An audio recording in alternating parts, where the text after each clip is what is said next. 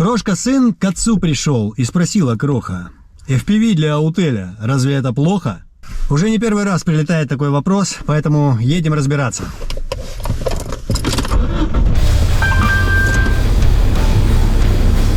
Привет, друзья! Вы снова на канале Русского Сумасшедшего Пилота, и сегодня немножко коснемся темы FPV. Ни для кого не секрет, что дрон Autel EVO 2 Pro отлично зарекомендовал себя во всех отношениях. И в плане съемки, и в плане дальности полета, управляемости и прочего.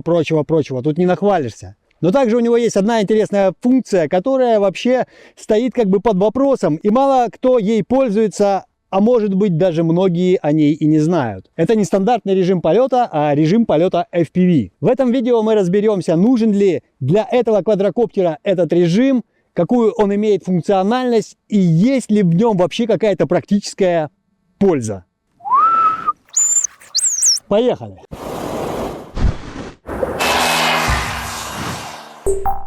За 2 с лишним года использования этого квадрокоптера и штудирования интернета по теме вопросов, возникающих при его эксплуатации, я ни разу не натыкался на тему того, что кто-то летал на этом квадрокоптере с виртуальным шлемом, с шлемом FPV точнее.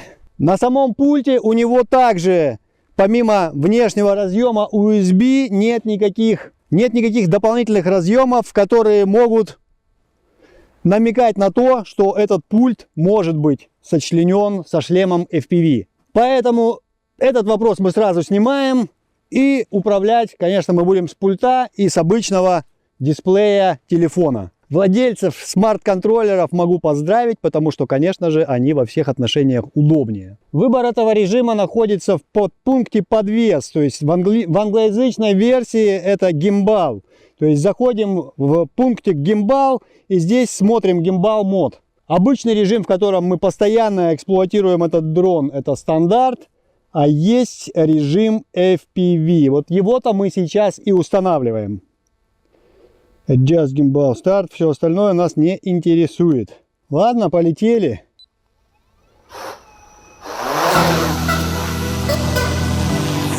Ну, то есть, в отличие от обычного режима FPV, когда дрон двигается практически постоянно, здесь у нас управление то же самое. Высота вверх-вниз, повороты влево-вправо, точно так же стики работают. В чем же фишка этого режима? Полетели, посмотрим. Еще один маленький вопрос, вернее момент. Меня интересовало, будут ли работать датчики обнаружения препятствий в этом режиме. Пускай я буду как препятствие, а дрон, страшно. А дрон полетит в меня. Дрон летит вперед, но датчики работают точно так же, все без проблем. Останавливается. Ну, сделаем, чтобы было совсем весело, все-таки спортивный режимчик. Хотя бы 54 км в час оставим.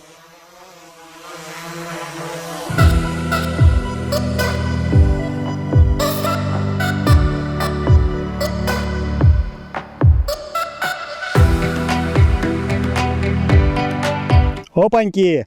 Он наткнулся на препятствия опять, которые встали, хотя начал разгоняться, был хорошо, но остановился. Надо учитывать то, что 54 км в час и спортивный режим уже дают какую-то определенную погрешность для датчиков. Они хотя и работают, но дрон в некоторых случаях может не успеть остановиться вовремя для того, чтобы избежать столкновения с препятствиями.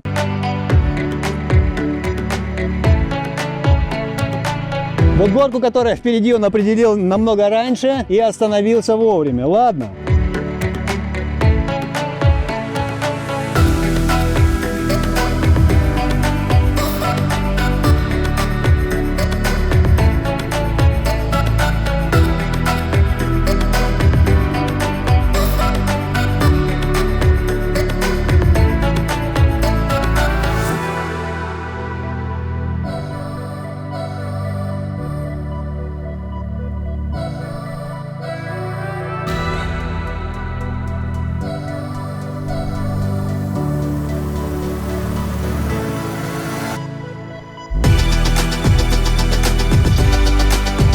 То есть управление подвесом у него точно так же работает вверх-вниз.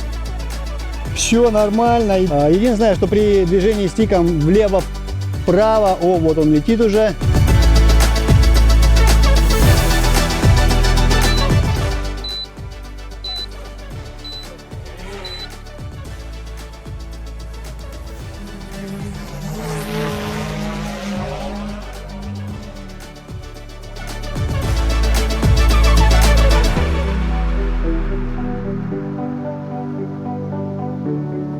Сработал автовозврат, но в принципе за то время, пока мы его сейчас погоняли, все основные моменты стали абсолютно ясны и очевидны. Точно так же, как и в самый первый раз, когда я делал еще первый ролик по управлению этим дроном, по плавному управлению этим дроном. Управление экспоненциальное, у меня везде выставлено на минимум, и за счет этого мы получаем максимальную плавность хода. Кому интересно, можете посмотреть его по ссылке в подсказке сверху. То есть настройка управление этим дроном для того, чтобы получить более-менее качественную плавную съемку. Там я упоминал об этом режиме впервые и впервые его попробовал. В этом режиме дрон у нас, получается, уже не стабилизирует картинку, а поворачивает вместе, наклоняется вместе с камерой. Но на тот момент я понял, что он особо мне не интересен, и поэтому, собственно говоря, я его ни разу за 2 с лишним года и не использовал. И сейчас, как показала практика, в принципе, то же самое.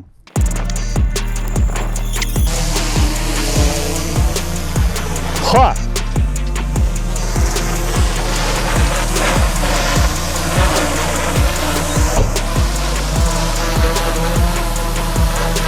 Ну, сейчас он видит, что поверхность не совсем ровная и говорит, что типа не очень все тут хорошо, садиться я не хочу. Ну, по-моему, нормально. Капризит. Кстати, раньше он, бывало, достаточно сильно промахивался, ну, визуально, по крайней мере, при посадке. И я не давал ему особо возможности завершить ее до конца. Я его выравнивал вручную. Сейчас вот было очень ярко, хорошо, четко видно, что он спозиционировался первоначально достаточно далеко от первоначальной точки взлета. И в самом последнем отрезки приземления уже скорректировался дополнительно и сел абсолютно точно именно на то место, с которого он и взлетал. Ну и теперь, после того, как мы сделали очередные пролеты в режиме FPV, можно сделать окончательные выводы. Я думаю, вы, посмотрев этот ролик, сами для себя уже определились, что, ну, по крайней мере, я вижу, что этот режим – это простое баловство, и какой-то практической ценности в нем я не вижу. У нас просто фиксируется подвес, и в моменты, когда коптер идет в левый или в правый крен, соответственно, картинка у нас наклоняется вместе с коптером в левую или в правую сторону. Ну, а тема FPV, тем не менее, очень актуальна и интересна. По секрету поделюсь с вами. Я познакомился в Красноярске с ребятами, которые занимаются FPV достаточно профессионально. И в том числе сборкой, настройкой и отправкой в спортивные учреждения для специально обученных спортсменов. Поэтому на текущий момент я потихоньку осваиваю симулятор.